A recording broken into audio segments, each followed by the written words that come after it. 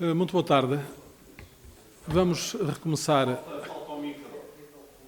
Falta o micro? Qual micro? Este funciona, Rui. Está a funcionar. Eu sei. Sabe eu dizer, muito boa tarde. Vamos recomeçar os trabalhos. O Sr. Pinchot pediu-me também que o substituísse enquanto as reuniões continuam.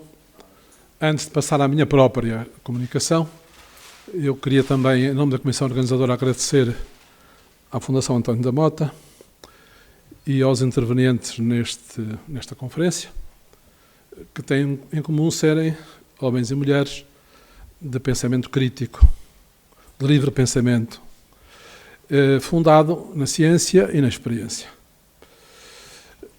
Com a sua diversidade de historial de vida e de intervenção na sociedade e no mundo.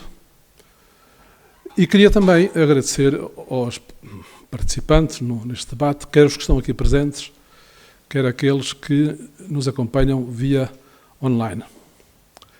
E destacar o trabalho do Sr. Pinchot como principal organizador desta conferência, colaborado pelos restantes elementos que estão identificados na nossa literatura.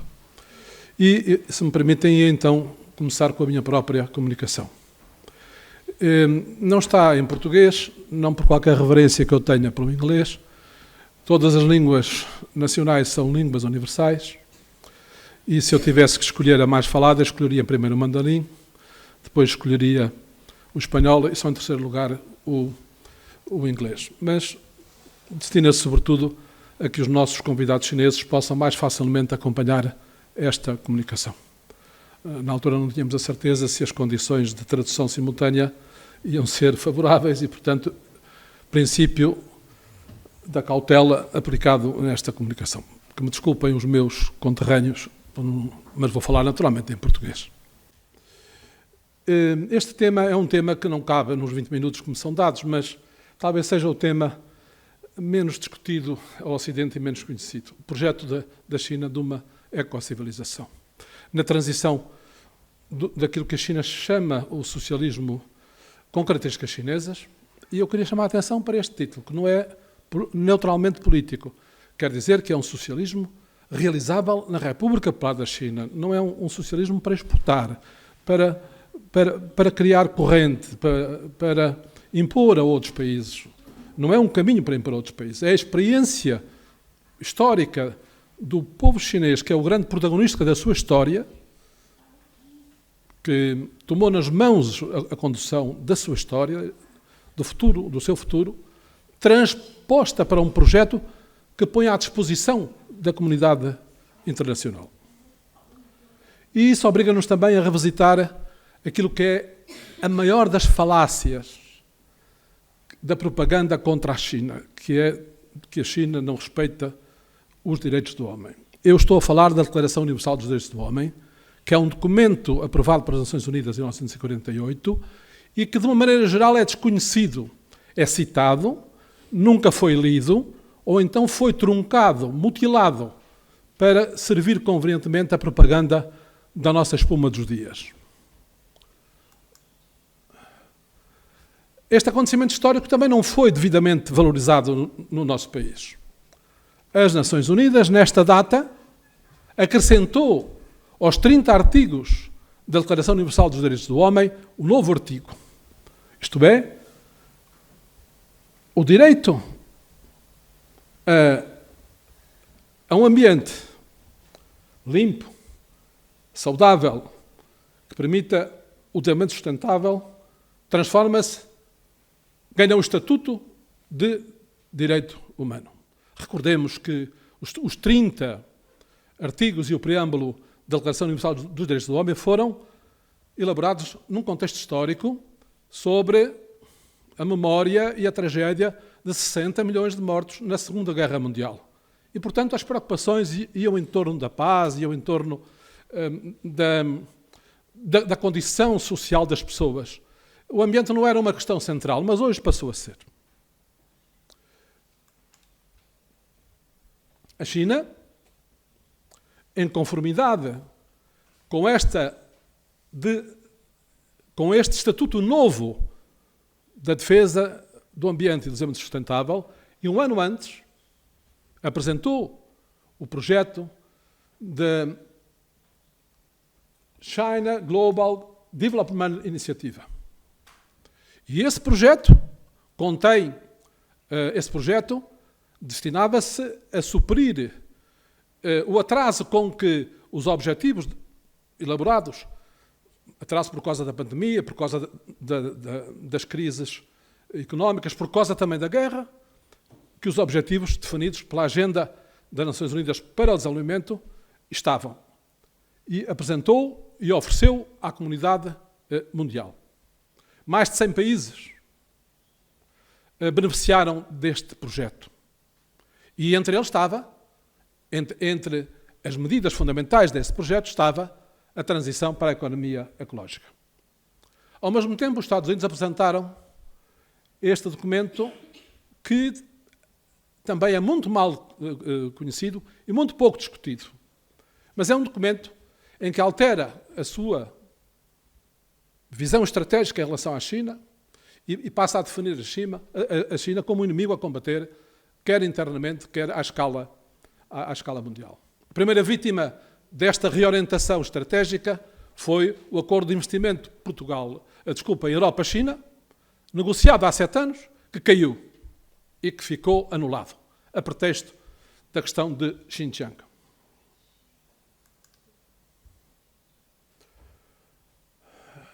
O povo chinês, os seus governantes, os seus partidos políticos, o Partido Comunista da China, tomaram consciência de que a crise ambiental não se reduz ao problema do aquecimento global.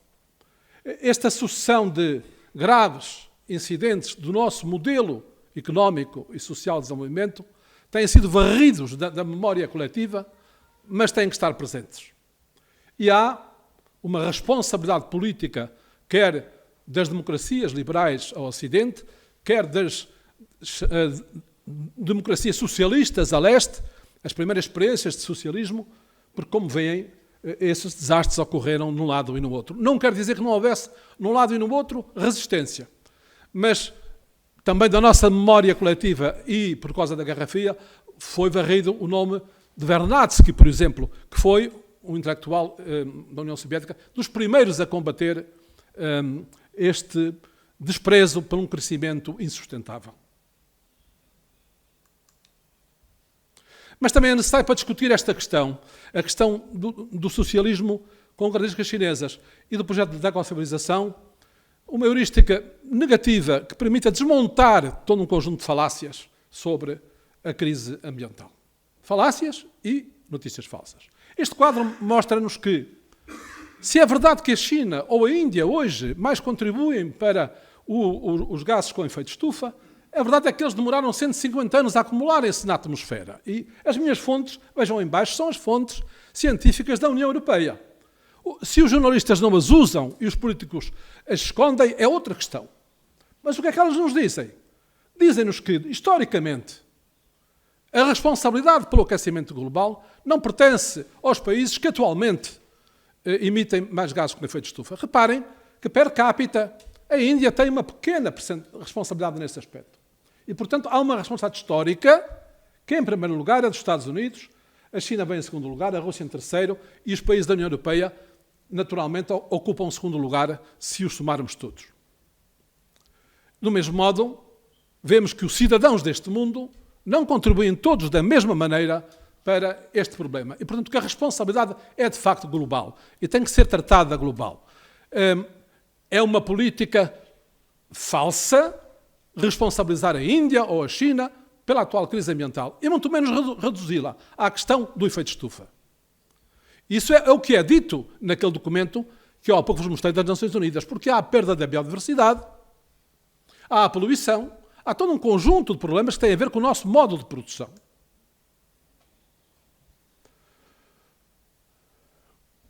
Eu sistematizo o projeto da China naquelas quatro grandes princípios que estão a ser desdobrados para os projetos piloto da ecocivilização.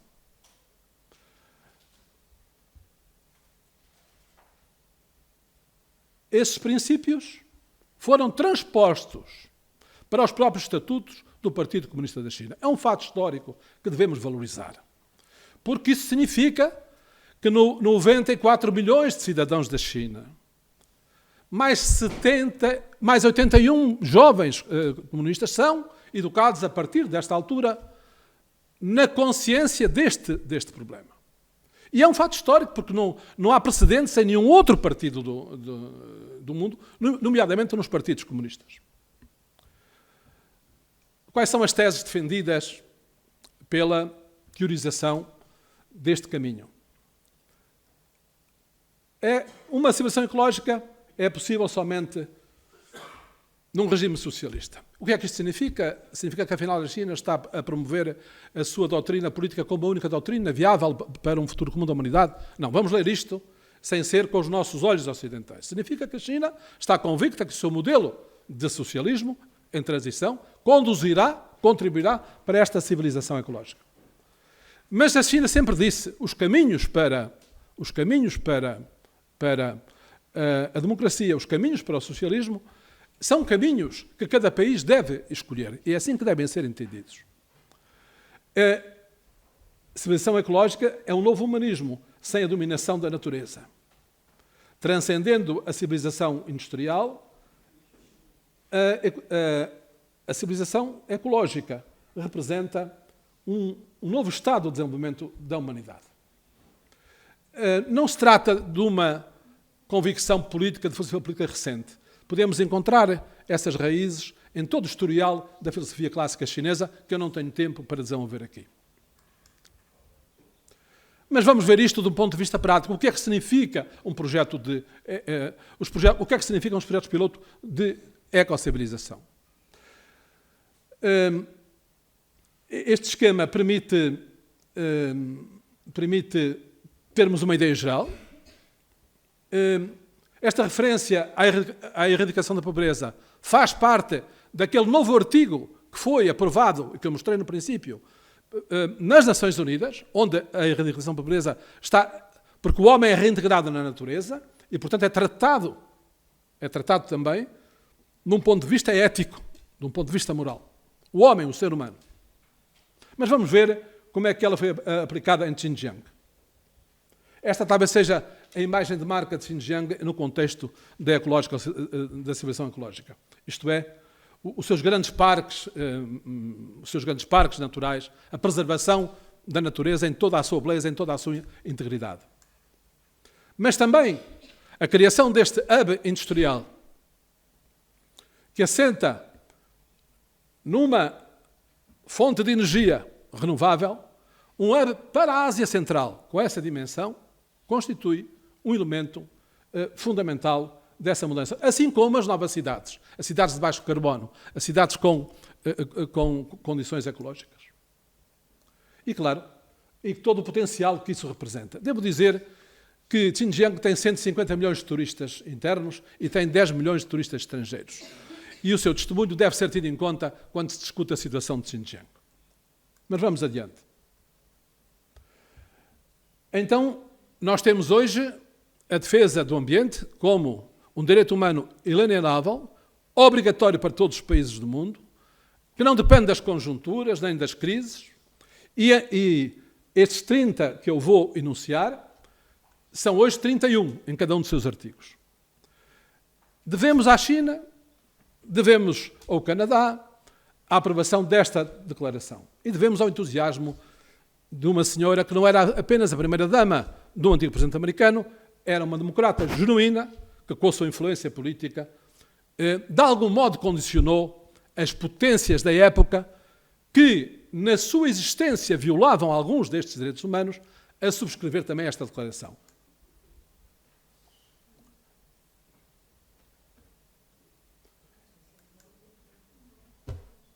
Estes são os primeiros artigos da Declaração Universal, resumidos.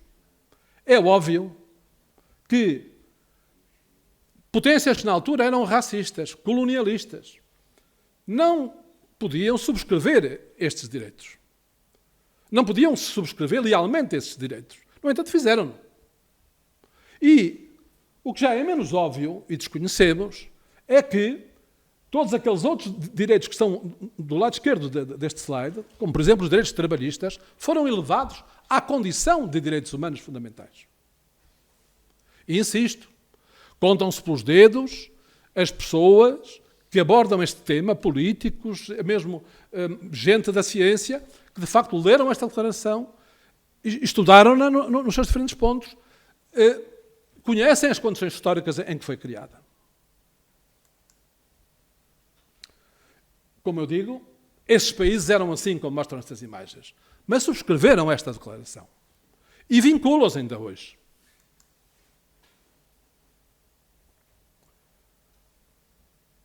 Se recordam do slide anterior, a escravatura era um dos elementos banidos daquilo que devia ser o presente e o futuro da humanidade.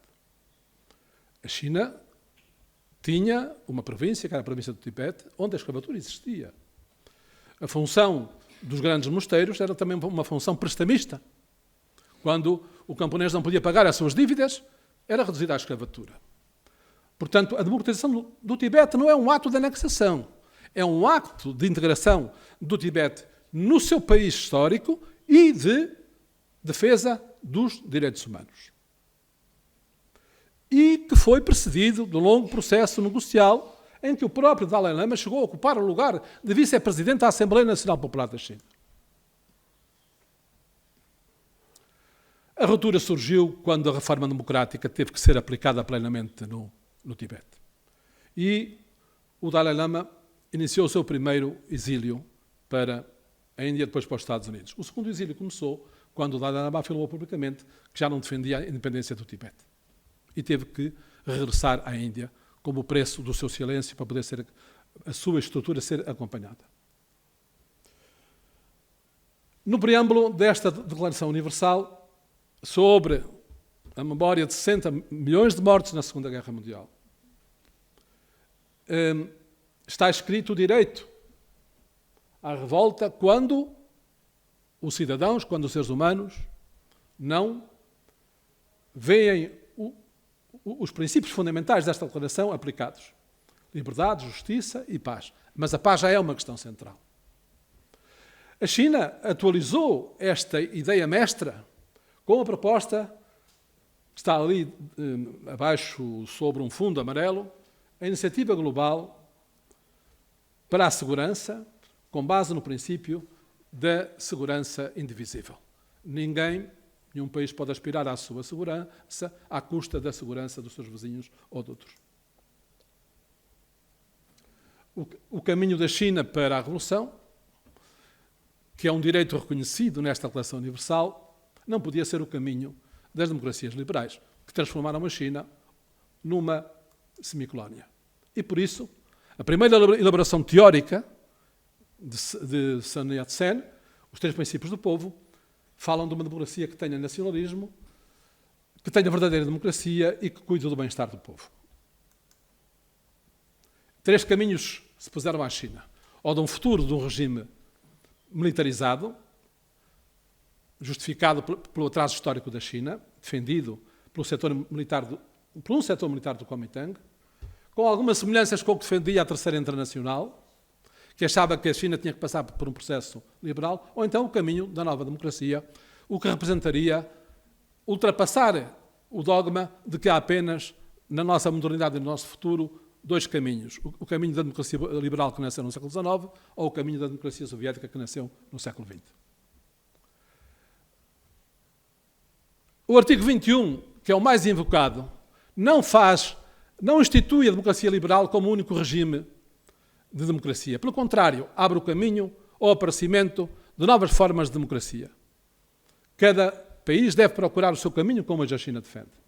A democracia chinesa adquiriu estas características iniciais, originais, diferentes de outros países, e a sua grande medida, que cumpre um dos artigos da Declaração Universal dos Direitos do Homem, foi esta reforma agrária que entregou a terra aos camponeses, e que explica que um exército de 1 milhão de homens, enfrentando um outro exército mais moderno e com 5 milhões, o tenha vencido, porque ele se desagregou com esta arma, que é uma arma política, da entrega das terras aos camponeses. Todos estes artigos, que eu referi há pouco, são artigos que todos estes direitos básicos de que falamos hoje, do Estado Social, são artigos elevados ao Estatuto de Direitos Humanos pela Declaração Universal dos Direitos do Homem. A China cumpriu-os plenamente, não apenas erradicando a pobreza extrema, mas colocando também, adicionando a esses elementos, aquilo que a China chama as 2 garantias e os 3 direitos, o que constitui, do ponto de vista social e ético, um avanço. E partindo de uma base, pobreza extrema significa que a pobreza se mantém, mas mesmo assim numa base mais elevada do que aquilo que ocidentalmente se considera a medida. Esta informação vem do Banco Mundial e da BBC, que é uma das emissoras mais hostis à realidade da República Popular da China. Portanto, todos estes direitos à educação, todos estes direitos a que haja uma nova ordem política e económica, estão já consignados nesta Declaração Universal. E, se olharmos para as propostas da nova Rota da Seda, se olharmos para as propostas de Global Civilization Initiative, se olharmos para este conjunto de novas propostas da China, elas materializam exatamente este caminho. Não tenho tempo aqui. E esta é a China que resulta deste caminho. Deixo-vos aquilo que é o ponto de partida da minha reflexão. Se a República Popular da China representa uma nova experiência histórica da democracia e do socialismo, o quadro conceptual ocidental da hermenêutica política não é adequado para compreender a nova China. A China tem que ser estudada a partir do novo quadro hermenêutico e estes 2 temas seguramente que são fundamentais para o futuro da humanidade. Nós não estamos numa situação histórica vulgar. Pela primeira vez, nós temos grandes impérios que na sua queda podem arrastar o mundo inteiro. E pela primeira vez temos uma crise ambiental global que pode levar o mundo também para um holocausto. Esta é uma realidade totalmente nova, que não tem precedentes na história da humanidade e que a humanidade não sabe ainda como lidar. E aqui termino. Muito obrigado pela vossa atenção.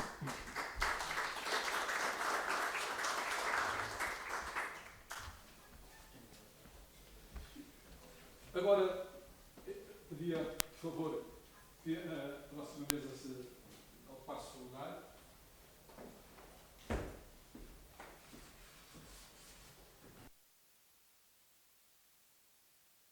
E vamos dar continuidade à nossa.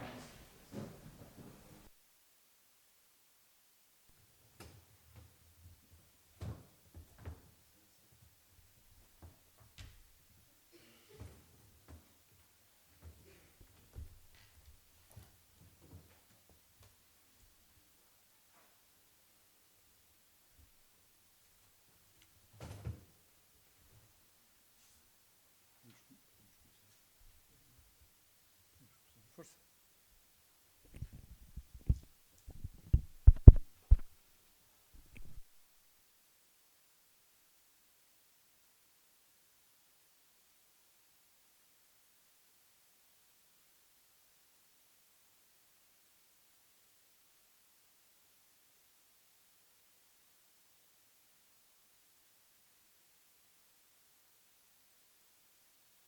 Muito bem. Esta mesa redonda tem dois temas, digamos, a iniciativa de Segurança Global para a Paz, um país, 2 sistemas, as regiões especiais de Macau e de Hong Kong. Para participar nesta mesa redonda, temos o Sr. Desembargador Conselheiro Júlio Pereira, Diretor-Geral dos Serviços de Informação e Segurança e Secretário-Geral do CIRP, jurista e pesquisador, Presidente da ICP-UDEPO, um país, 2 sistemas, as regiões especiais de Macau e de Hong Kong. E também o Major-General Carlos Branco, antigo Diretor da Divisão de Cooperação e Segurança Regional do Estado-Maior Internacional da NATO, investigador do IPRI, investigador associado do IDN. Eu gostaria de introduzir estes 2 temas, fazendo uma pequena reflexão não ocupando muito tempo, deixando, enfim, o tempo aos oradores, mas referir que estes dois temas, que por base são os grandes desígnios políticos de qualquer sociedade, por um lado o desenvolvimento, por outro lado a segurança, decorrem num ambiente que é realmente um ambiente, como agora foi descrito na apresentação anterior, um ambiente perfeitamente desafiante e que está materializado naquilo que hoje é a perturbação na Europa de uma guerra entre a Rússia e a Ucrânia. E essa situação é uma situação que determina, muito concretamente, alterações profundas do ponto de vista político, estão, portanto, a propiciar, digamos assim, o desenvolvimento daquilo que nós podíamos designar por uma nova ordem internacional, mas também a manifestar novos alinhamentos do ponto de vista económico e do ponto de vista militar. Do ponto de vista político, podemos dizer que estamos a assistir a alinhamentos que decorrem de entidades um pouco indefinidas, quer dizer, o Ocidente alargado, o Sul global e o que isso representa nestes novos alinhamentos. E também na pressão que está a ser exercida sobre aquilo que eram os organismos tradicionais da legitimidade do direito internacional, designadamente nas Nações Unidas e naquilo que é a pressão sobre a eventual reforma, a necessária reforma do Conselho de Segurança, com a adesão de novos membros, enfim, e o debate sobre o direito de veto. Isso, enfim, levava-nos aqui a uma grande discussão. Mas temos também assistido, nestes novos alinhamentos, ao aparecimento de outras organizações que claramente assumem um protagonismo que não o tinham no passado. Estou a falar dos BRIC, que realmente se ampliaram e aqui também foram referidos também. Do ponto de vista dos outros dois aspectos que estão subjacentes a esta questão política, o aspecto económico, foi referido hoje durante o dia, aquilo que são as implicações, por um lado, da nova rota da seda, portanto, o One Belt, One Road, e os desafios que, para o desenvolvimento, de um lado, a China procura impulsionar e desenvolver e estimular, e também as organizações que aí estão associadas, a Organização de Cooperação para Xangai, o Banco de Investimento e das Infraestruturas, o Banco Asiático de Desenvolvimento, todos esses, digamos, desenvolvimentos e as suas ligações com os próprios BRICS. Mas estamos a assistir também do lado ocidental, do lado americano, iniciativas no sentido de contrapor, digamos, este tipo de projeto que é entendido como um projeto de afirmação global por parte da China, que é um projeto económico, mas é um projeto de afirmação da sua política económica externa. O outro tema, que está subjacente a um subtema daquilo que vai aqui ser elaborado, tem a ver com os aspectos da segurança e os aspectos militares. Também aí estamos a ver que esta nova ordem, a evolução de uma nova ordem internacional, tem implicações claras também no aspecto económico, naquilo que poderá ser o futuro desenho da União Europeia e daquilo que é, digamos assim, os seus desafios em relação ao alargamento e à necessidade de reformar antes de se alargar, mas, por outro lado, também aquilo que é o papel da NATO e os próprios desafios que se colocam à NATO, também internamente, perante uma discussão que é muito concreta e que tem tido respostas muito objetivas no seio da Aliança. Pode a Aliança alargar de uma forma como tem vindo a ser referido? A Aliança, que é um exportador de segurança, está em condições de importar situações em que essa segurança seja posta em causa. E um outro aspecto mais complexo tem a ver exatamente com a área Indo-Pacífico, é se a Aliança Atlântica ganha um estatuto de organização global ou se confina, digamos, àquilo que é a área tradicional do tratado. E este debate é um debate intenso, não ultrapassado, e é um debate onde realmente há aqui claramente uma visão distinta entre aquilo que são a maioria dos aliados europeus, não de todos, e os Estados Unidos e o Canadá. E chegamos a um outro ponto, que é realmente os desenvolvimentos militares, designadamente na área do Indo-Pacífico. E aí nós temos visto que, de um lado, os Estados Unidos têm estimulado um conjunto de alianças, o AUKUS com a Austrália, o QUAD com o Japão e com a Índia, a organização de intelligence virada fundamentalmente para a China, os Five Eyes, e o que isso tem vindo a ser desenvolvido. Tudo aquilo que tem vindo, enfim, do ponto de vista militar, em termos de exercícios e em termos de cooperação militar, a ser estabelecido nesta área, e mais recentemente assistimos a um princípio, não de aliança, mas de acordo e de cooperação entre a China,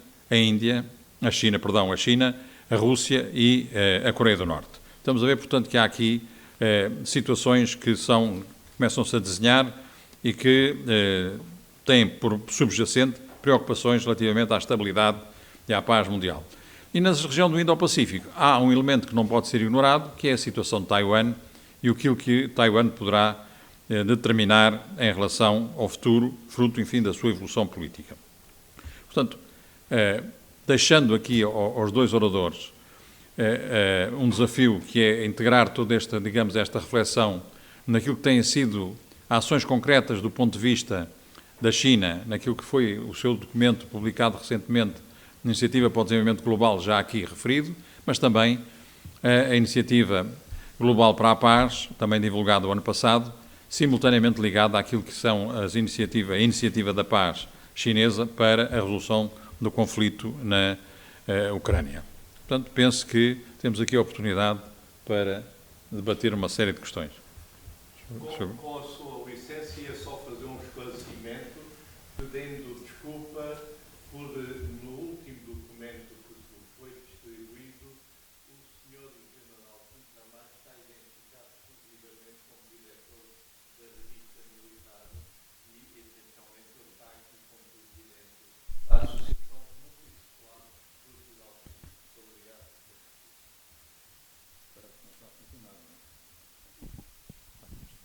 Senão vou ali, como querem. Bom, antes de mais quero felicitar os Srs. Generais Pinto Ramalho e Carlos Branco, felicitar também o Sr. Iping Chou, que com a colaboração dos professores Rui Lourido e António Queiroz tiveram um papel essencial na organização desta iniciativa, agradecer à Fundação António da Mota por nos ter aqui acolhido e destacar a qualidade das intervenções que aqui foram feitas e que serão também, certamente, nas próximas que venham. Eu fui encarregado de falar sobre as regiões administrativas especiais de Hong Kong e Macau. Vou centrar aí a minha intervenção, procurando ser um pouco rápido por causa das limitações de tempo. Para dar uma panorâmica do significado e importância das regiões administrativas especiais da República Popular da China, impõe-se uma breve alusão aos antecedentes históricos que levaram à respectiva criação.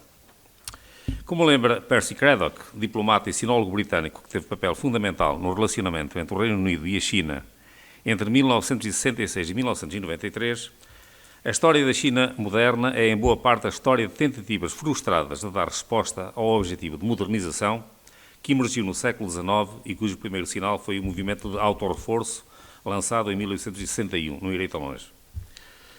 Processo que efetivamente deu os primeiros passos com a fundação da República Popular da China, mas que sussurrou ao radicalismo político e deterioração das relações com a União Soviética pouco após a conclusão do primeiro plano quinquenal. Um programa de modernização foi anunciado em 1975 por Zhou Enlai, nos termos do qual devia a China encaminhar-se para a modernização da agricultura, da indústria, da defesa nacional, da ciência e tecnologia, por forma a elevar a economia, até ao fim do século, ao primeiro patamar do ranking mundial. Esta posição foi tornada pública numa fase transitória de acalmia política, de claro ascendente dos elementos moderados do Partido Comunista, após o período conturbado da Revolução Cultural. Todavia, a saúde de Mao era frágil e a doença e posterior desaparecimento de Zhou Enlai propiciaram a retoma do radicalismo. Após o falecimento de Mao, foram afastados da liderança política os quadros mais radicais, designadamente o chamado Bando dos Quatro, a que seguiu a reabilitação dos elementos da ala pragmática do partido, com destaque para Deng Xiaoping, factos estes que abriram definitivamente o caminho para a modernização do país. Mas como? A China era, após a Revolução Cultural, um país com enormes carências, com um aparelho produtivo praticamente desmantelado, sem capital, sem quadro, sem tecnologia. Em ruptura com a União Soviética e merecedora de profunda desconfiança por parte do Ocidente, qual o caminho a seguir? Deve dizer-se que, anteriormente a Deng Xiaoping, Hua Guofeng, presumível herdeiro de Mao, tinha elaborado um programa ambicioso de modernização, com acentuadas semelhanças com o primeiro plano quinquenal. Só que, sustentado em hipóteses e não em estudos cientificamente credíveis, sem capitais e sem se poder contar com o apoio técnico e financeiro da União Soviética, quase todos os responsáveis especialistas nas questões económicas o consideraram inviável. O próprio Deng Xiaoping foi sobre o mesmo consultado, mesmo antes de ter sido politicamente reabilitado, e foi da mesma opinião. O processo de modernização avançou de facto e com todo o vigor a partir do final de 1978, logo que, na sequência da terceira reunião plenária do 11º Comitê Central, ocorrida em dezembro desse ano, Deng Xiaoping assumiu de facto as rédeas do poder. É de salientar que o processo que se iria seguir teve acentuadas semelhanças, sob o ponto de vista da estratégia de desenvolvimento económico, com o ocorrido com a penetração das potências ocidentais na China a partir de meados do século XIX, e que ainda hoje é um fator de desconfiança no relacionamento entre a China e os países ocidentais. Neste período, para além da cedência de Hong Kong ao Reino Unido, os principais portos foram abertos ao comércio e o mesmo aconteceu ao longo dos principais rios e zonas costeiras de toda a China, daí resultando um enorme incremento da atividade económica, cujas vantagens reverteram essencialmente para as potências que aí exerciam a sua influência. Um processo com manifestas semelhanças ocorreu a partir de 1980. Ele iniciou-se também no Sul, em Hong Kong, com o pedido de capitalistas patriotas chineses para serem autorizados a investir os seus capitais na vizinha província de Guangdong. Tudo, obviamente, concertado com líderes políticos reformadores, entre os quais o primeiro secretário do Partido Comunista em Guangdong, Xi Chongqing, pai do atual presidente Xi Jinping, que naturalmente incentivou tais propósitos. Assim começou uma nova invasão, em que a China se deixa invadir pela modernidade, mas num processo por si controlado e começaria pela criação de zonas económicas especiais nas proximidades de Hong Kong, Macau e Taiwan, que posteriormente se expandiriam a outras zonas costeiras, regiões abertas ao investimento estrangeiro, que inicialmente se instalam no litoral, mas que a partir de meados dos anos 80 se vão ampliando, inicialmente também nas zonas costeiras, posteriormente com diferentes designações e objetivos no interior e zonas fronteiriças. A proximidade das zonas económicas especiais de Macau, Hong Kong e Taiwan, com o que tal propiciava de entrada de capitais, tecnologia e novos métodos de gestão, atraiu os primeiros investimentos por parte dos designados capitalistas patriotas, que dariam confiança aos restantes investidores. Conquistados sucessivamente os investidores de Singapura, Japão e Taiwan, seguiu-se depois o processo que é de todos conhecido. Para dar uma ideia do que isso representou em termos económicos, direi apenas que, e citando aqui dados fornecidos pelo antigo vice-presidente Li Lanqing, que no intervalo de 30 anos o PIB da China subiu de 470 bilhões de yuan para 25 trilhões. Ou seja, a China de 2007 produzia numa semana o que a China de 77 produzia num ano. O facto de a República Popular da China ser hoje a segunda economia mundial, prevendo-se que ainda nesta década ou na próxima venha a tornar-se a primeira, em termos nominais, é suficientemente reveladora do que foi a evolução do país nos anos subsequentes, é resultado da política de reforma e abertura e da solução Um País, Dois Sistemas. A política Um País, Dois Sistemas é o produto mais elaborado do gênio criativo de Deng Xiaoping. Ponto nodal de uma política de abertura e modernização, está no centro da construção de uma China nova, permitindo simultaneamente a ultrapassagem de um legado semicolonial, a manutenção de uma pujante praça financeira e traçando um rumo para a concretização da unificação nacional, modernização e afirmação da China como potência global. Reformulando um processo que havia humilhado a China durante o designado período semifeudal e semicolonial, num outro que lhe viria a conferir a atual pujança económica e influência política, os territórios de Macau e Hong Kong passam a regiões administrativas especiais e as antigas zonas de concessões a potências estrangeiras foram convertidas em zonas económicas especiais ou regiões abertas ao investimento estrangeiro. Como foi concretizado o processo de criação das regiões administrativas especiais? A manutenção do status de Hong Kong e, obviamente, também de Macau era uma preocupação da China, sendo certo que a mera integração de ambos os territórios na República Popular poderia conduzir ao colapso das suas economias e comprometer os objetivos nacionais traduzidos na política de reforma e abertura. Havia, portanto, que encontrar uma solução que preservasse a situação existente, o que exigia, desde logo, uma base jurídica em sede constitucional.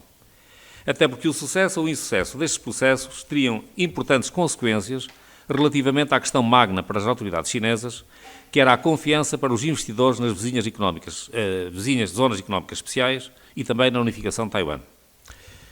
A Constituição foi alterada no seu artigo 31º, dando possibilidade de o Estado estabelecer, quando necessário, regiões administrativas especiais, cujo sistema seria determinado por lei da Assembleia Nacional Popular, à luz das condições específicas. Num segundo momento, havia que negociar com o Reino Unido e Portugal a transferência de administração dos territórios de Hong Kong e Macau. Neste processo, a dificuldade maior era com o Reino Unido, que sempre considerou Hong Kong como uma colónia, o que para o processo não era irrelevante, dado que a China se opôs a que Hong Kong e Macau fossem incluídos pelo Comitê de Descolonização da ONU como territórios a descolonizar, assumindo a China que se tratava de questões internas chinesas. A posição inegociável da China em assumir a plena soberania sobre Hong Kong até o ano de 1999, o facto de nesse ano terminar o prazo de arrendamento dos novos territórios e o interesse em manter a atratividade de Hong Kong enquanto praça comercial e financeira não deixou alternativa ao Reino Unido que não fosse também a de negociar a transferência de poderes para a China.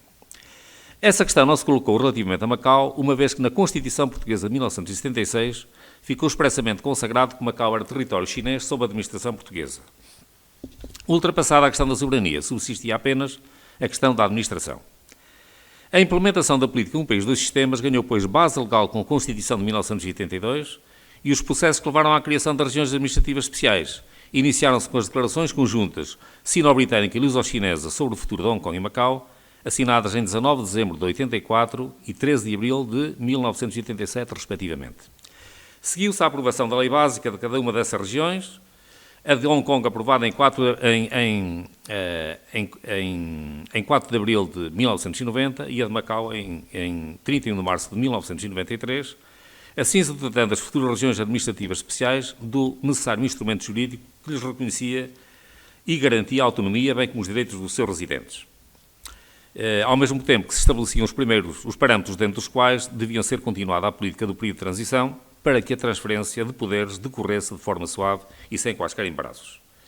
Os aspectos mais sensíveis que se colocavam às regiões eram relativos à nova tipologia da organização política, relações com o Governo Central e também a execução do artigo 23º das leis básicas, de ambas, que impunham às regiões administrativas o dever de produzir por si próprias leis proibindo atos de traição à pátria, de secessão, sedição, subversão contra o Governo Popular Central, subtração de segredos de Estados e sobre o relacionamento entre associações locais e associações estrangeiras. Embora o balanço respeitante às regiões administrativas especiais seja claramente positivo, deve reconhecer-se que nem tudo correu como previsto no que diz respeito a Hong Kong. Os problemas começaram ainda no período de transição com reformas de 94-95, implementadas pelo então governador Chris Patten, designadamente no que diz respeito ao sistema eleitoral.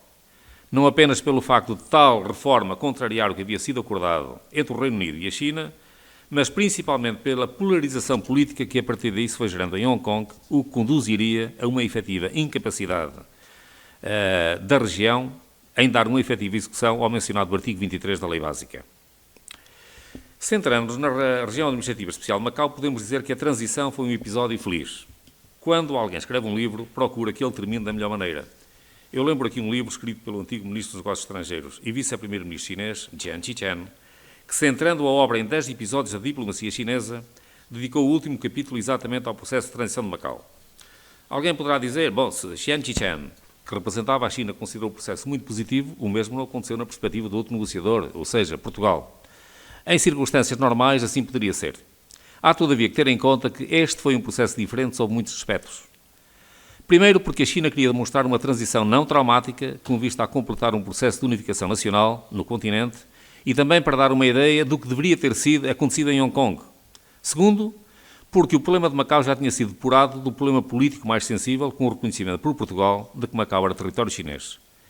Terceiro, porque Macau não foi devolvido mais cedo à China em circunstâncias semelhantes ao ocorrido com episódios de colonização, porque a China percebera que tal não era do seu interesse nem do interesse de Macau. Julgo até que reconheceu algo que devia ter sido reconhecido mais cedo por nós, que também não era do nosso interesse.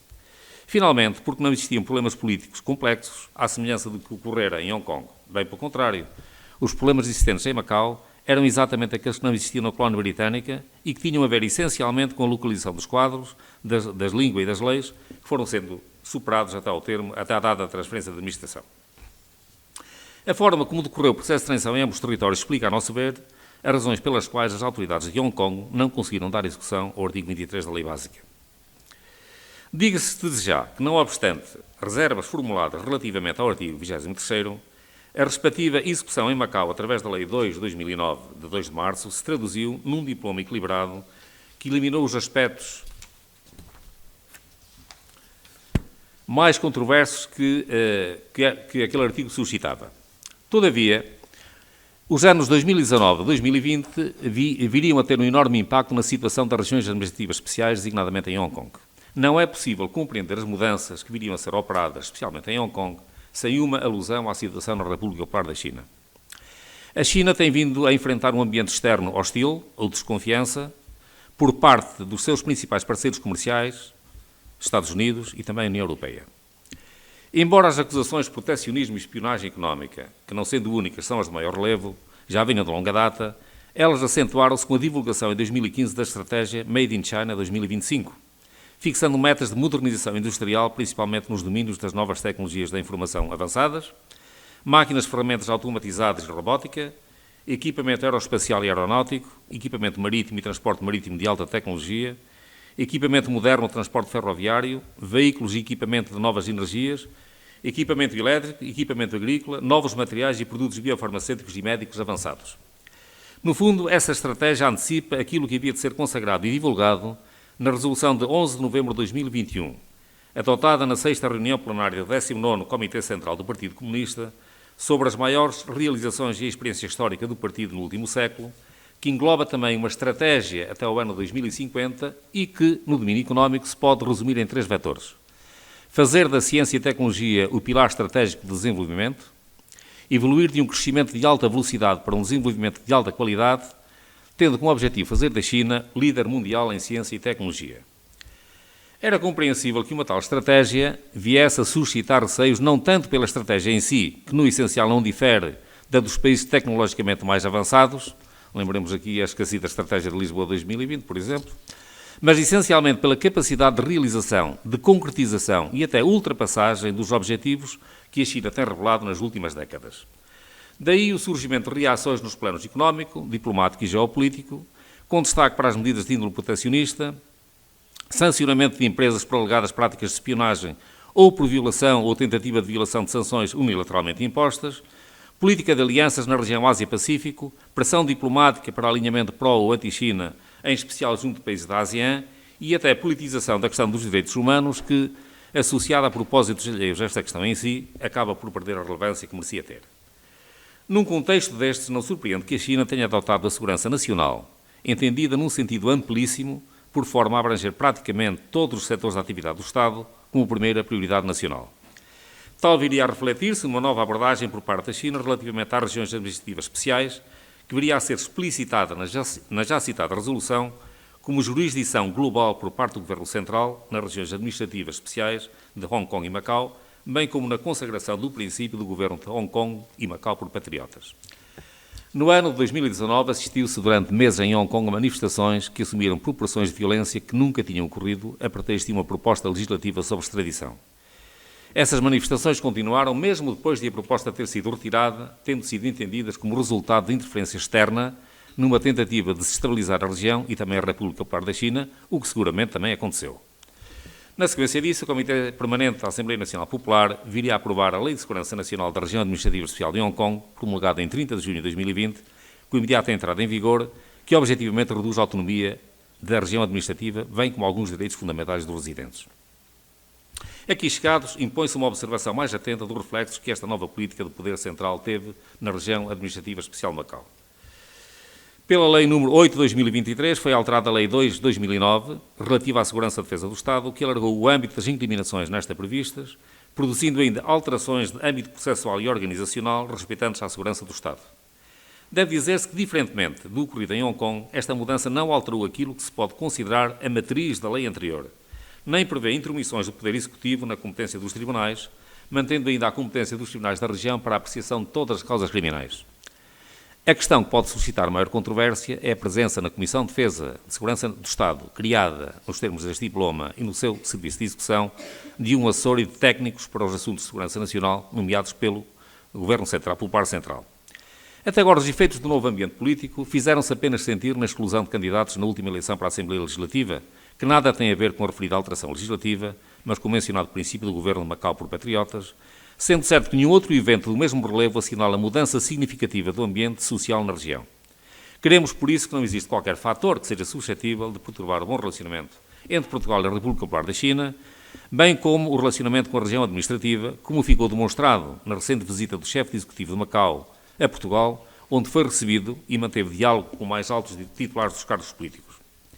Na verdade, Portugal tem uma relação especial com a China que vai para além da parceria estratégica que se foi consolidando e aprofundando ao longo dos últimos anos.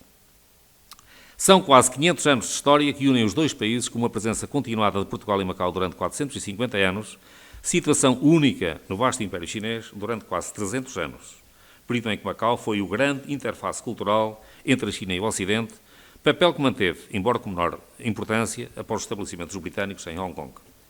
Criada a região administrativa especial, o potencial de cooperação entre Portugal e a China foi incrementado pela inserção desta região na área da Grande Baía, que integra, para além de Macau e Hong Kong, 9 municípios da província de Guangdong.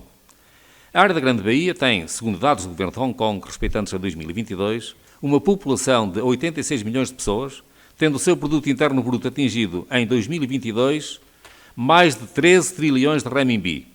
Ao câmbio do passado dia 27 de setembro, 1 trilhão 810 bilhões 205 milhões 538 mil 298 US dólares e 87 cêntimos. É seguramente a zona economicamente mais dinâmica e tecnologicamente mais evoluída da República Popular da China e pretende ser um hub internacional de inovação e tecnologia, bem como uma base industrial globalmente competitiva. No Acordo Quadro para aprofundamento da cooperação entre Guangdong, Hong Kong e Macau para o desenvolvimento da área da Grande Baía, assinado em 1 de julho de 2017, entre a Comissão Nacional para o Desenvolvimento e Reforma, do Governo Central, o Governo Provincial de Guangdong e os governos de ambas as regiões administrativas especiais, ficou estabelecido relativamente a Macau, para além do seu desenvolvimento como centro global de turismo e lazer, havia que promover de forma sustentada a diversificação da sua economia e fazer da região uma plataforma de cooperação económica e comercial entre a China e os países lusófonos, bem como interface de cooperação cultural entre a China e outras culturas, papel este que também foi desempenhado por Macau ao longo de séculos.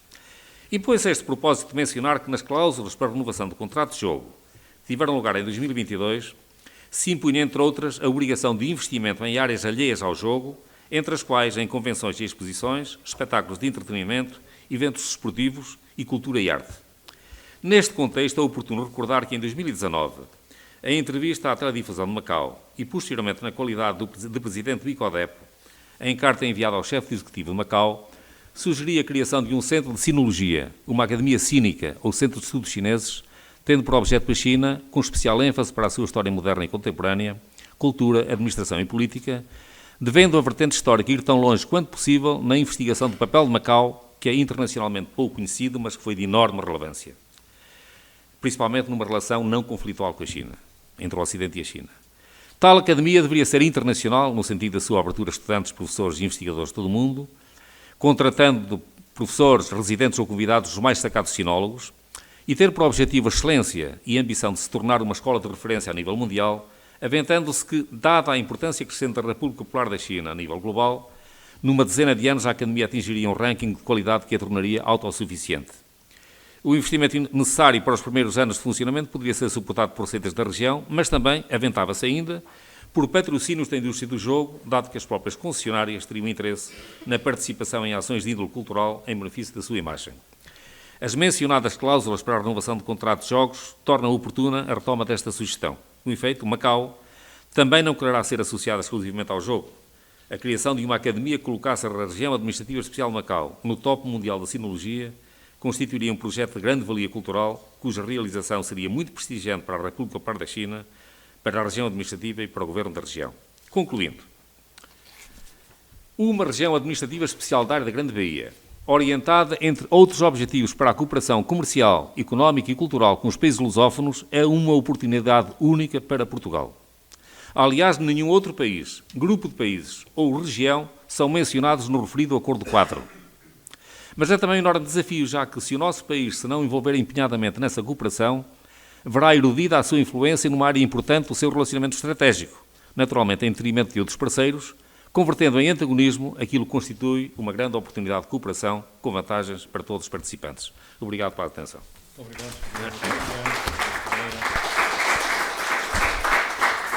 Muito obrigado pela intervenção.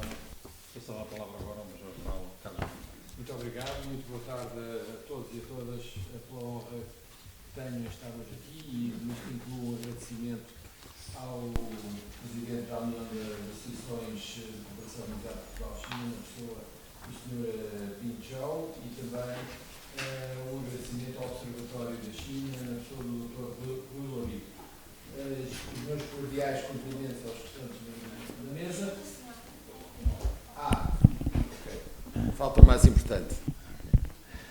E Irei falar sobre a Iniciativa de Segurança Global, tentarei ser breve, dado o adiantado hora e procurando ainda dar algum tempo para debate. Relativamente à Iniciativa de Segurança Global, eu gostaria de dizer, antes de mais, que estamos a falar de uma ordem internacional que está em transformação, de um novo rearranjo de forças que não está ainda estável, e a China procurou, através deste documento, que foi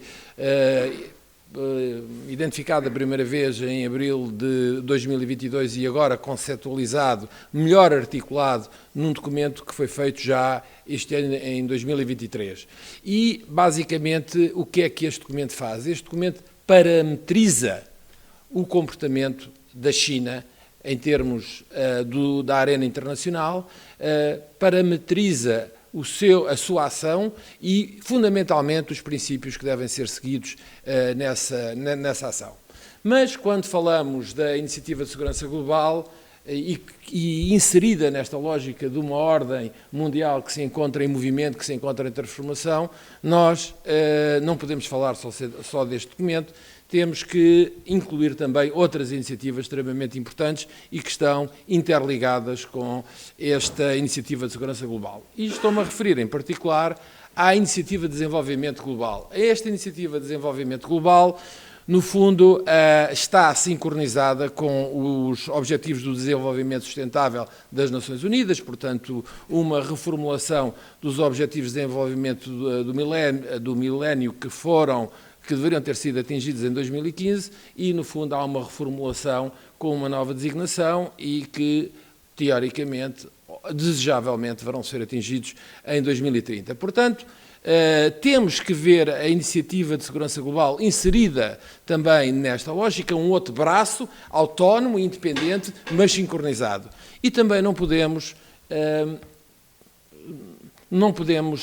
fechar os olhos a uma série de desenvolvimentos institucionais. E quando falo de desenvolvimentos institucionais, estou a falar dos BRICS e estou a falar da Organização de Segurança de Xangai, mas fundamentalmente dos BRICS, que neste domínio serão aqueles que terão maior impacto em termos destas iniciativas, sobretudo porque há um apelo, quer dizer, são organizações extremamente apelativas e nesta altura temos já um número muito considerável de países em fila que pretendem aderir aos BRICS. Portanto, nós estamos a falar fundamentalmente de uma ordem em que vai haver, ou pretende-se que haja uma nova distribuição de poder, vamos lhe chamar mais democrática, neste sentido da distribuição de poder, e que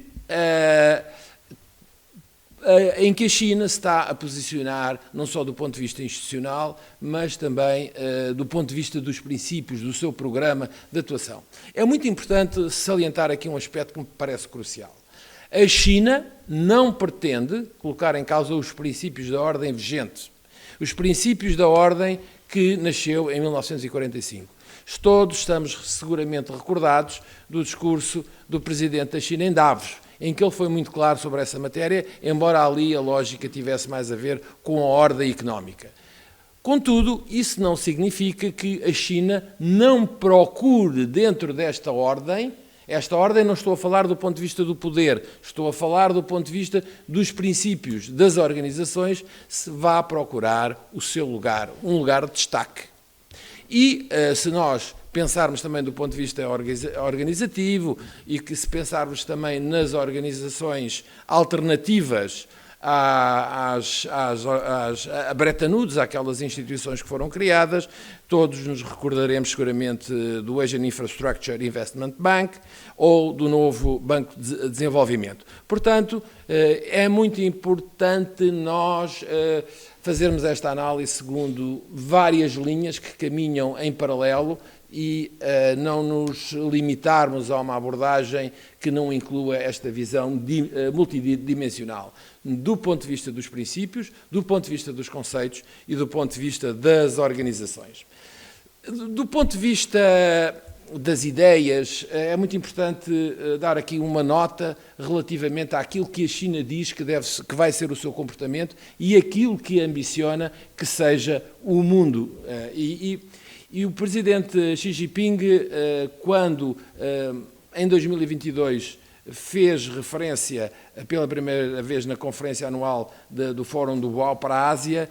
Ele disse o seguinte, e eu acho que é extremamente importante salientar estes aspectos. Dizia ele que continuaremos comprometidos com a visão de segurança comum, abrangente, cooperativa e sustentável. Portanto, aqui, para obter a paz e a segurança mundiais, atua numa lógica cooperativa, leia-se num jogo de soma positiva, numa perspectiva de win-win, ao contrário de outras abordagens que veem a segurança internacional numa lógica de soma nula.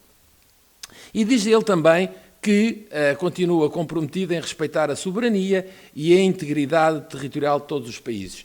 Isto transporta-nos também, do ponto de vista da teoria das relações internacionais, para o chamado realismo defensivo, em oposição àquilo que foi o comportamento da China na altura da Guerra Fria, procurando, estimulando revoluções em África, nomeadamente, todos nós temos isso presente, nomeadamente em Angola, e o apoio que foi dado à UNITA. E essa passagem de um realismo ofensivo para um realismo defensivo é uma mudança significativa. Portanto, o que nos leva a concluir que a China não está, de facto, preocupada em provocar mudanças de regime e fomentar esse tipo de revoluções, ao contrário do que temos visto noutras situações por outros autores.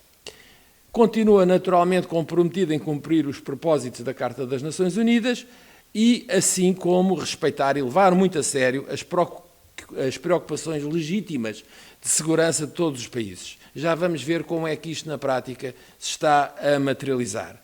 Inclui também a necessidade do seu envolvimento em resolver pacificamente as diferenças, disputas entre os países por meio de diálogo e da consulta, e finalmente um aspecto que me parece particularmente relevante, que é o comprometimento da China em colaborar na resolução de disputas regionais, desafios globais. Portanto, não se remetendo à sua área de influência exclusivamente. Bom, isto como é que se tem materializado, na prática? Todos nós temos presentes a intervenção, ou a declaração de intervenção como mediador no conflito da Ucrânia. Na verdade, o que a China nos traz é uma declaração com 12 pontos e a leitura desses 12 pontos transporta-nos exatamente para quê? Transporta-nos exatamente para esta iniciativa de segurança global. Portanto, há de facto uma coerência muito grande e revela de facto um protagonismo que a China passou a ter. Mas, curiosamente, a China passou a ter este protagonismo do ponto de vista de mediação de conflitos regionais, alguns de impacto global, não só no caso da Rússia, deste conflito da Rússia com a Ucrânia. Todos temos presente, seguramente, o que ocorreu entre a Arábia Saudita e o Irão, que foi algo extremamente importante e que, de certa forma, não só nos traz a China para a ribalta da grande mediação internacional, mas traz-nos também para uma influência extremamente importante numa área do globo que até este momento tinha sido uma área de exceção, uma área de grande influência por parte dos Estados Unidos. E, portanto, esta questão também tem que ser analisada do ponto de vista desta alteração da correlação de forças, porque nós temos que medir com alguma precisão, com a precisão possível naturalmente, como é que está a haver esta translação de poder. Hoje foi aqui muito bem salientada as questões de natureza económica, nós poderíamos, por exemplo, falar do peso dos BRICS em termos de PIB mundial, que nesta altura ultrapassou largamente o PIB do G7, e poderíamos avançar com muitas outras estatísticas que são extremamente importantes, eu não estou a menorizar, mas que não vão ofuscar este protagonismo na política internacional por parte da China e, no fundo, esta iniciativa de segurança global tem a ver com isto tudo. No fundo, é, digamos, a cartilha, se pudermos utilizar esta expressão, é onde estão identificados os princípios da atuação da China. Há aqui uma série de provocações que eu gostaria de partilhar convosco e que poderão naturalmente ser objeto de debate e que me parecem cruciais. Em primeiro lugar, perceber que esta pretensão do maior intervencionismo nos grandes conflitos e disputas internacionais está fundamentalmente orientada para o Sul. Estamos a falar, não exclusivamente, mas fundamentalmente orientada pelo Sul. Temos que também perceber o que é que a China, nesta altura, está a fazer na América do Sul, fundamentalmente na América Latina, para não falar em África. Contudo, isto, mais uma vez, nós podemos identificar sempre aqui questões de antagonismo, a palavra antagonismo não será a mais correta, mas de distanciamento relativamente a outras abordagens da resolução dos conflitos internacionais. A China não pivoteou a sua atuação para nenhuma área específica do globo, como tem sido feito por outros atores, nomeadamente os Estados Unidos, a partir de 2012, a administração Obama. Portanto, não há, de facto, esse pivoteamento, há uma atuação dentro do sistema, não vem pôr em causa o sistema, vai atuar dentro dele, não vai atuar numa ação frontal e, portanto, esta iniciativa de segurança global sugere uma manobra de envolvimento ou de sobrevivência ou de definir um comportamento autónomo dentro do sistema. Depois, há aqui 5 pilares, eu não vou perder tempo com isso, mas a questão que está aqui em causa é que, no fundo, isto é extremamente importante, o que é que esta iniciativa de segurança global nos vem propor? Vem-nos propor, no chamado período pós da paz americana, uma ordem securitária baseada na construção de uma arquitetura diplomática e global de segurança que, não podemos esconder a palavra, que irá rivalizar com o sistema liderado pelos Estados Unidos, baseado em tratados, alianças, instituições, etc. E, portanto, este desenho não está finalizado, está a ser gradualmente construído, e este documento que foi o Conceptual Document on GSI é extremamente importante porque já nos vem trazer muito mais informação exatamente daquilo onde é que Beijing procura chegar. Naturalmente que este documento, isto é também extremamente importante, funciona como um guarda-chuva, como uma holding de documentos, uma holding de conceitos, peço perdão, em que naturalmente a Belt and Road está também incluída. Portanto, há de facto uma coerência e uma consistência conceptual muito grande entre estes documentos, independentemente do seu melhoramento e de um detalhe que está a ser considerado progressivamente.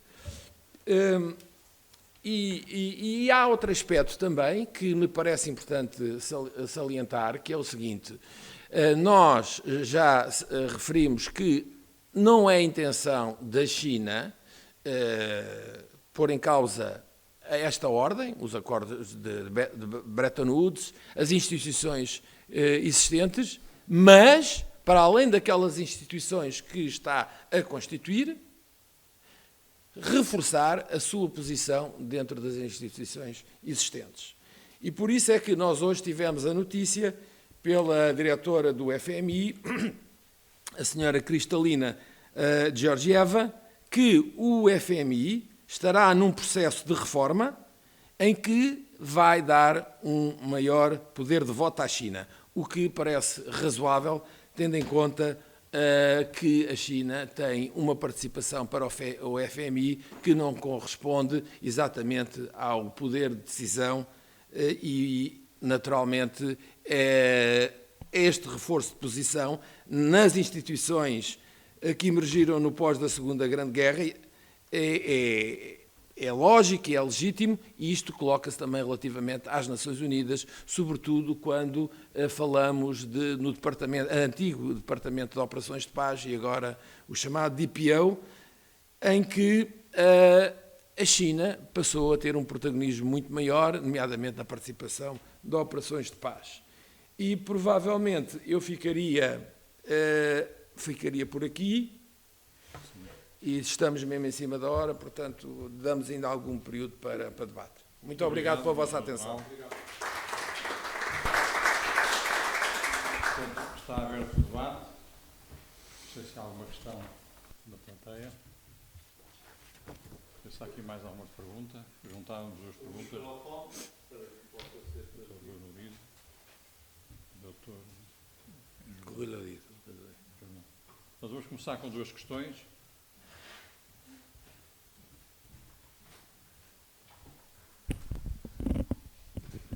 Primeiro, agradecendo as excelentes comunicações, muito diversificadas, mas ambas, as três, muitíssimo bem fundamentadas, muitíssimo bem enquadrado pelo moderador.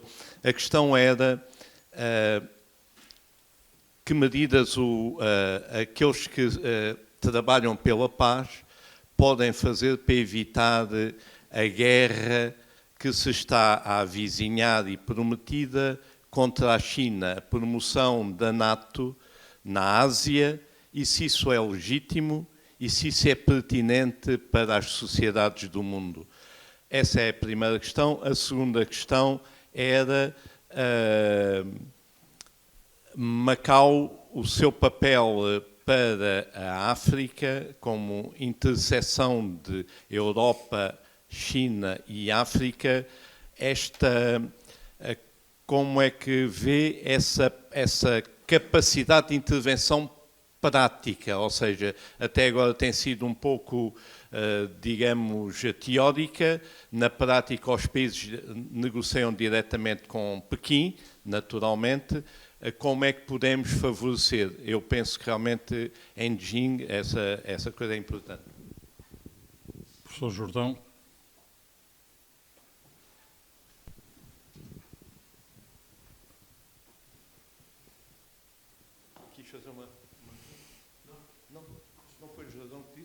Julguei que tinha levantado o braço.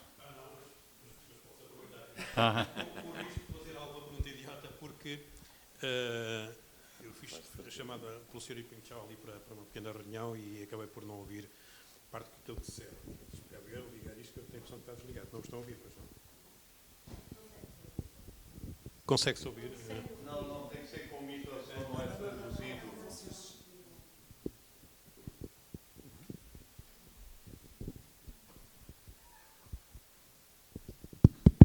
Muito obrigado.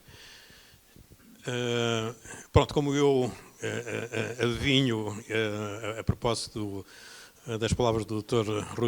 Rui Lorido, que se referiram a estas questões, a estas clivagens que vão crescendo entre o Ocidente e a China, a propósito, enfim, não faltam os motivos da clivagem.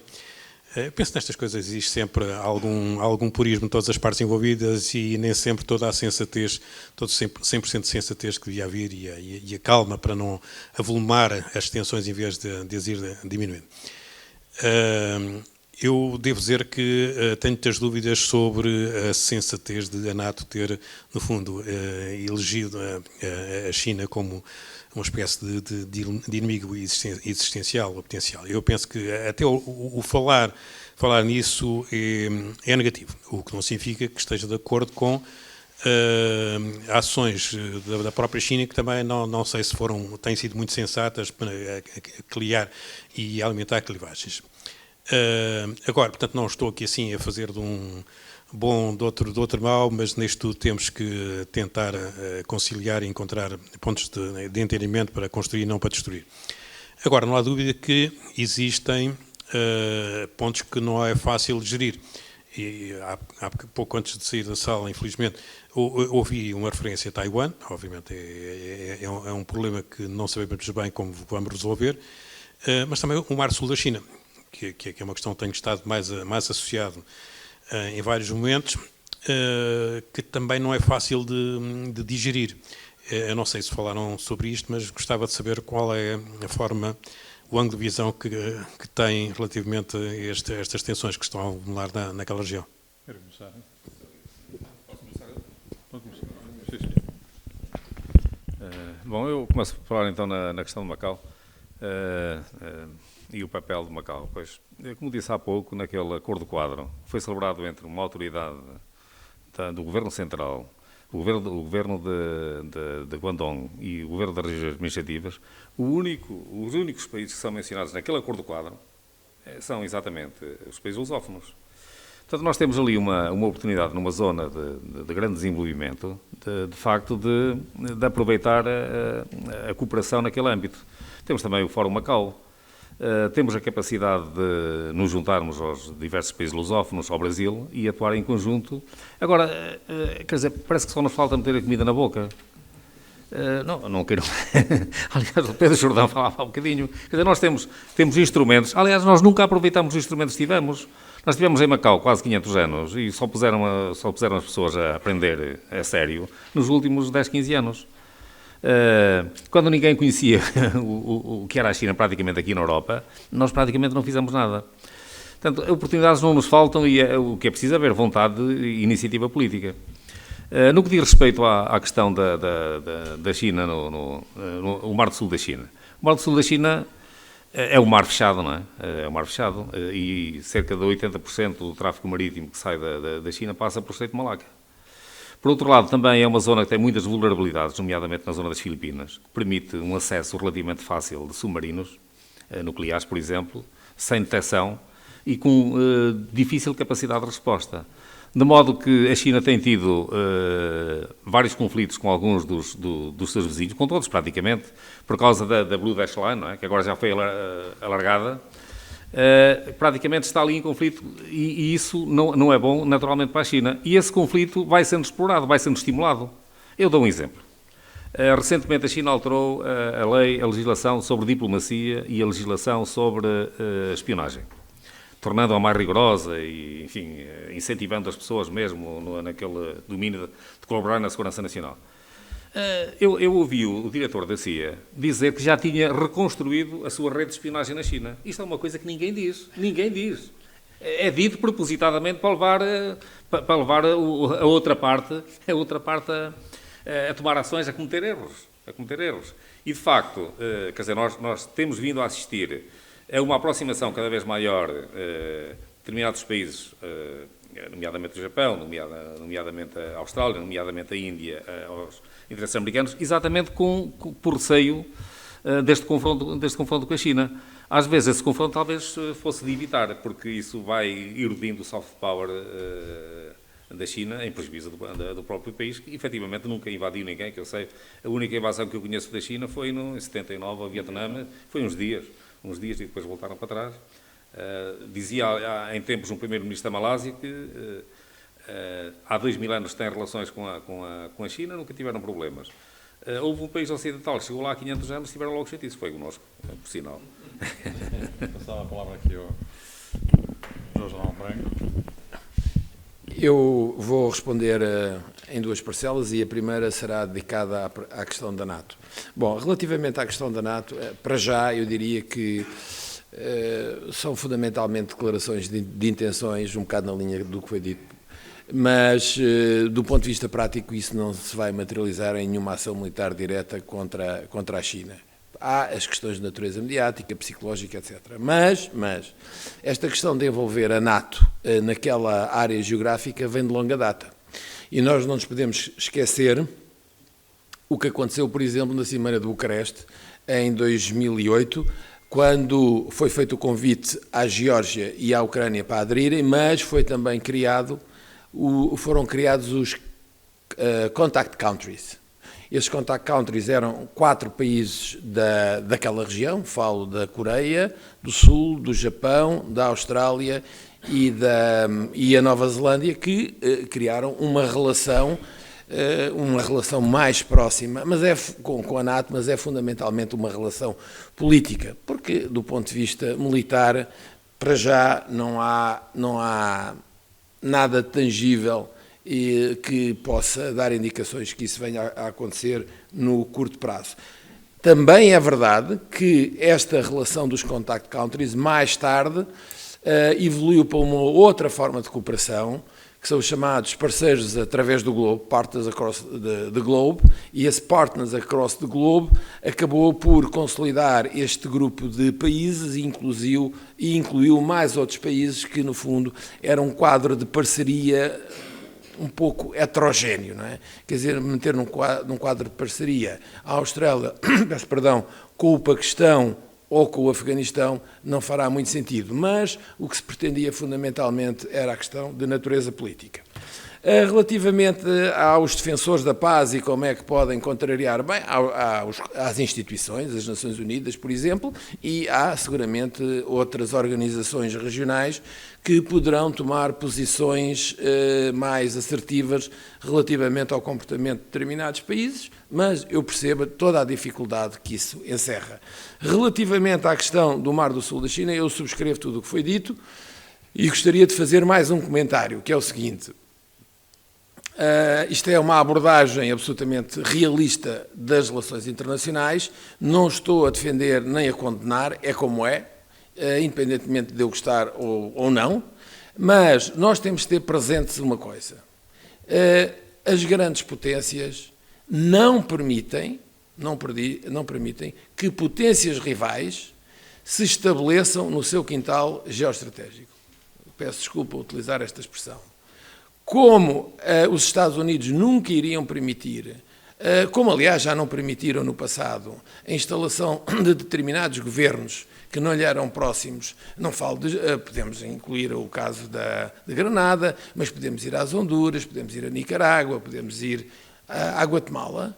Portanto, nunca darão hipóteses de de potências rivais estabelecerem quaisquer laços na sua retaguarda estratégica. Neste caso dos Estados Unidos, essa retaguarda estratégica é imensa, é todo o hemisfério ocidental, que vem até ao Chile, à Argentina, todos nós estamos lembrados do Sr. Pinochet, do Sr. General Videla, etc., etc., as outras potências comportam-se exatamente da mesma maneira. A Rússia nunca permitirá que os Estados Unidos tenham uma influência decisiva e coloquem bases militares na Ásia Central, como também não deixaram na Ucrânia, e como também não deixarão na Geórgia, e como também já disseram de uma forma explícita de que não vão permitir.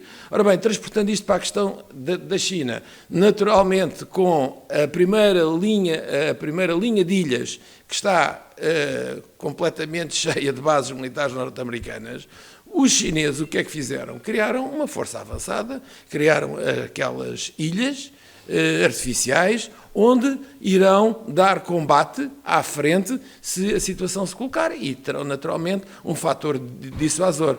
Isto que eu disse não de modo nenhum colide com o que foi dito, é apenas uma abordagem diferente.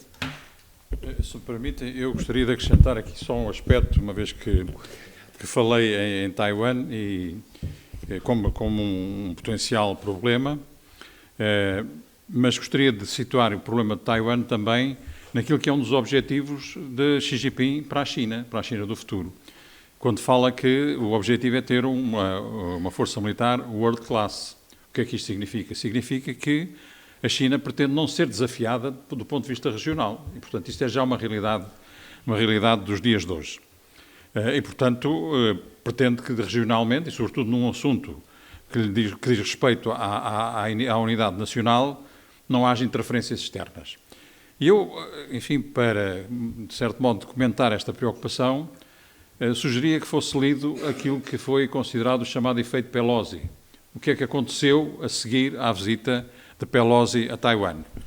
E se observarmos aquilo que foram os exercícios levados a cabo pela República Popular da China à volta de Taiwan, demonstra bem o que é que realmente foi tentado, ou que foi tentado, não, o que foi materializado. Foi materializado, portanto, a ocupação de todas as zonas, digamos, ligadas ao reforço rápido, seja aéreo, seja naval ou marítimo. Foram realmente apontadas zonas de desembarque com forças adequadas para isso, uma superioridade do ponto de vista aéreo indiscutível e, sobretudo, também o lançamento de mísseis intercontinentais ou mísseis de longo alcance, quer para as zonas do Japão, quer para as zonas de Guantánamo. Portanto, nós aqui podemos perceber qual é realmente, digamos, o que é que poderá estar associado a um processo mal conduzido relativamente a Taiwan. Taiwan é efetivamente um problema que toda a gente deseja que seja resolvido do ponto de vista de entendimento entre as partes, sem interferências externas, quer do ponto de vista político, mas especialmente do ponto de vista militar. E nos efeitos contar ainda a grande encomenda de equipamento militar. Certo. Sim, que permanentemente continua a existir também do lado de Taiwan. Exatamente desse lado. Do lado de Taiwan. Não sei se há mais alguma questão. Não havendo questões, quero agradecer, enfim, aos participantes e, sobretudo, agradecer a vossa atenção. Muito obrigado.